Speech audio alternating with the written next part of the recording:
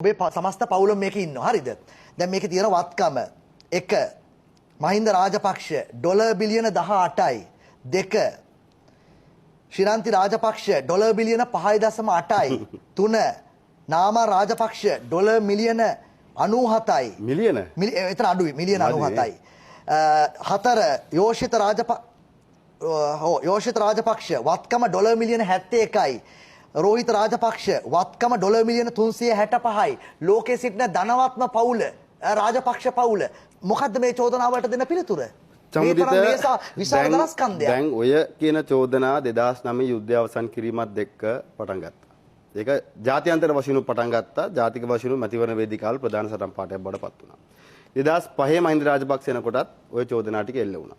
මොකද අපේ රටේ අවුරුදු 30ක් යුද්ධය වවංකපු දේශපාලඥයෝ ඉන්නවනේ. හැමෝම බලයට ආවේ මොකද්ද? එක්ක සාම ගේනවා. එක්ක සාම ගිවිසුමක් අත්සන් කරනවා. එහෙම නැත්නම් යුද්ධය අවසන් කරනවා. හැබැයි මේ එක්කෙනෙක්වත් කරේ නැහැ යුද්ධය වවාගෙන කෑවා. හරි. මහින්ද රාජපක්ෂ කිවර කරා. අපි ඒක එතනින් නවත්තමු. දැන් මොකද්ද මේ කරන්න හදන්නේ? ඊළඟ අවුරුදු 30ට වංචාව, දූෂණය, හොරකම කියන සටන් පාඨයේ වවං කරන්න උත්සාහ කරනවා. දැන් මේ පෙර ණය ප්‍රතිවගත කරානේ. මම දැක්ක රනිල් වික්‍රමසිංහ මහත්තයා පාර්ලිමේන්තුවේ ඇවිල්ලා කියනවා ISBU ඔක්කොම ගත්තම බිලියන 8ක් ප්‍රතිවගත වෙලා. ඒත් බිලියන 18ක් නැහැනේ. දැන් ඔය කියන වත්කම් ගන්නවා කියන්නේ මේ හොරකම් කළානේ.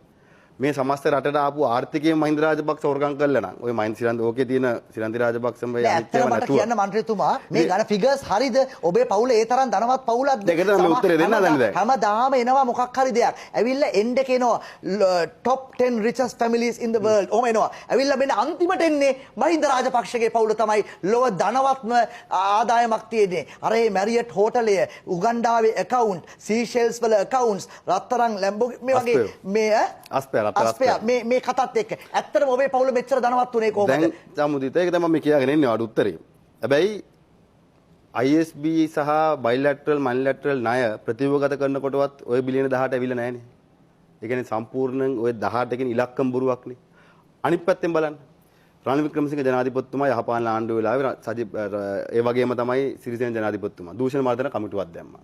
ඔය කමිටුවේ ප්‍රධානී විදිහට හිටිය අනුකුමාර දිසානායක මැතිතුමා සහ එතුමාගේ ලේකම්වරයා. ඔය කියන සියලු දේශපාලන බලවේග එකතු වෙලා නාමල් රාජපක්ෂගේ සහ මහින්ද රාජපක්ෂගේ ඇතුළු රාජපක්ෂ පවුලේ දේපොළ හෙව්වා. අපිට නඩු දැම්මා. ඒ නඩු නිදොස්කෝ නිදහස් වුණා. තාම සමහර නඩු තාමත් උසාවියේ තියෙනවා. සමහරව නීතිපතිට යවලා තියෙනවා. අනිත් පැත්තේ රනිල් වික්‍රමසිංහ ජනාධිපතිතුමා පාර්ලිමේන්තුවේ ප්‍රකාශයක් කරනවා. යහපාලන ආණ්ඩුවෙන් දූෂණ මර්දන කමිටුවෙන් ලෝකේ රටවල් වලට ගියා. රාජපක්ෂලගේ අයිති ලෙස උපයාගත්තු කිසිම ගිණුමක් ලෝකේ නැහැ කියන එක පිළිබඳව එතුමා සනාථ කරනවා. අනිත් පැත්තේ මෛත්‍රීපාල සිරිසේන ජනාධිපතිතුමා මොකද්ද කියන්නේ? මෛත්‍රීපාල සිරිසේන ජනාධිපතිතුමා කියනවා මම රාජපක්ෂල නඩු දැම්මා. උන් නිදහස් වුණා. මම මොකද්ද කරන්න කියලා අහනවා. මේ තනිකර දේශපාලන වේදිකාවේ වෛරය ඉරිසියාව හදන්නේ. හැබැයි එයා කියන කතාවක් තමයි ඕගොල්ලෝ ඔක්කොම යාළුවෝ, ඕගොල්ලෝ යාළුවෝ පැත්තක තියමුකෝ. ඕගොල්ලෝ බලේ ඉන්න තාක්කල් ඔය දෙගොල්ලෝ බලේ ඉන්න තාක්කල් කිසිම හොරෙක් අල්ලන්නේ නැහැ. දෙගොල්ලෝ යාළුවෝ. මම අහන්න එක ප්‍රශ්නයයි. දැන් ඔය දූෂණ මේක අහන්නකෝ. දැන් ඔය දූෂණ මර්දන කමිටුවේ අනුකුමාර මහත්තයා හිටියානේ. එතුමා එදා මගේ ඔර්ලෝසුවේ ගණන් දැම්මානේ. අද එතුමා හොඳට ඇඳලා ඉන්නවා. ඒක හොඳ දෙයක්. මං මිනිහෙක් අඳිනවාට මං වෛර කරන්නේ නැහැ. මොකද එතුමාලගේ තියෙන ඉරිසියා වෛරය මට නැහැ. ඔහු ඉරිසියාද ඔබ හොඳ නම් දිනවද? එතුමාලා ඒ කාලේ අපේ අණ්ඩවැයකේ ඉඳන් ගණන් කිව්වනේ යට ඇඳුමේ ඉඳන්. මතකද? කීයද අණ්ඩවැයක ඔබේ? දැන් අනුකුමාර මහත්තයාගෙන් තමයි අහගන්න ඕනේ. මොකද එතුමානේ ගණන් හදන්නේ. කීයද කිව්වේ? ඒ කාලේ ඩොලර් ලක්ෂ ගණන් කිව්වේ ඇඳුම් වල. අස්පේ රත්තරන් ලැම්බෝගිනි වාහන 18ක් බානවා දකින්නවා කිව්වා. මිනිස්සු අහන්නේ මෙහෙමයි. මිනිස්සු අහන්නේ කිසිම රස්සාවක් කරන්න නැති අනුර කුමාර දිසානායකලයි. කිසිම රස්සාවක් කරන්න නැති යෝෂිත රෝහිත නාමල්ලයි. මෙච්චර ලස්සනට බ්‍රෑන්ඩඩ් ඇඳලා කාලා බිලා ඉන්න රහස කියලා දෙන්නකෝ. අපේ පඩිය දවස් 10න් ඉවරයි නේ. අනුර කුමාර දිසානායක මහත්තයට ප්‍රශ්නයක් නැහැ. සහෝදරවරු ගෙනත් දෙනවා.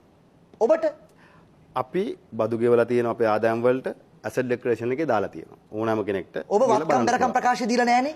මම පාර්ලිමේන්තුවට පය තියපු දවසේ ඉඳන් නිසි වෙලාවට හැම වත්කම් බරකම් ප්‍රකාශයක් මම බාර දීලා තියෙනවා. මේ පාර වත්කම් බරකම් ප්‍රකාශයත් ගිය සතියේ බාර දුන්නා. ඔතන ඔබතුමාලා යාද තියෙනවා. ඔබ විතරනේ ඔබේ පවුලේ අනිත් අය දීලා නැහනේ? අනිත් අයට යෝෂිත නේවියක ඉන්න කාලේ බාර දුන්නා.